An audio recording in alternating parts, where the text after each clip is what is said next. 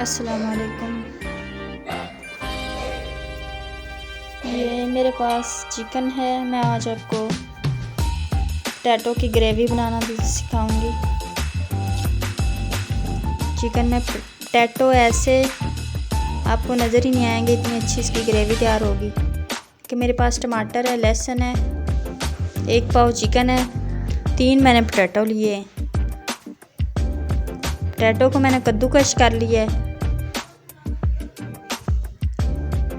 और ये लहसुन है और हरी मिर्च, सिर्फ इन्हीं में हमने पकाना है बस, और कुछ भी नहीं डालना।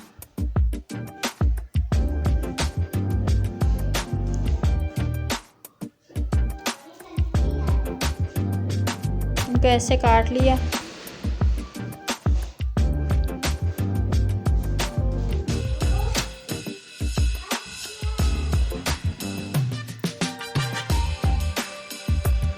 ये मैंने कद्दूकस कर लिए, देखें आपके सामने।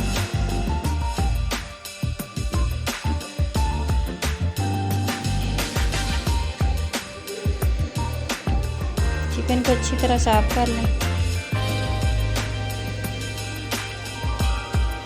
ये सिर्फ मैंने ग्रेवी वाला पोटैटो आपको बता रही हूँ। हमने बर्तन लिया, इसमें अब हम लहसुन और हरी मिर्च डाल देंगे। इसे हमने खूब फ्राई किया, जलाना ही नहीं है। इसमें अब मैं चिकन ऐड कर रही हूँ। ये 1 चम्मच हमारे पास खुश्क धनिया है, धनिया के बीज जो होते हैं वो डाल देंगे। चिकन का पानी खुश्क होने पर अब हम इसमें टमाटर डाल देते हैं।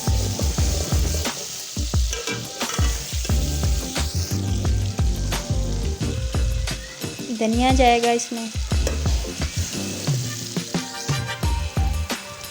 अब जाएगी 1 चम्मच लाल मिर्च, 1 चम्मच हल्दी,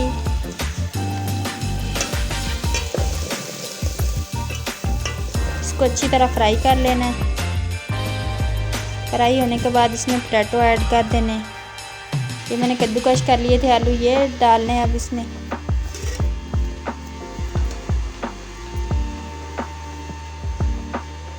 नमक डाला,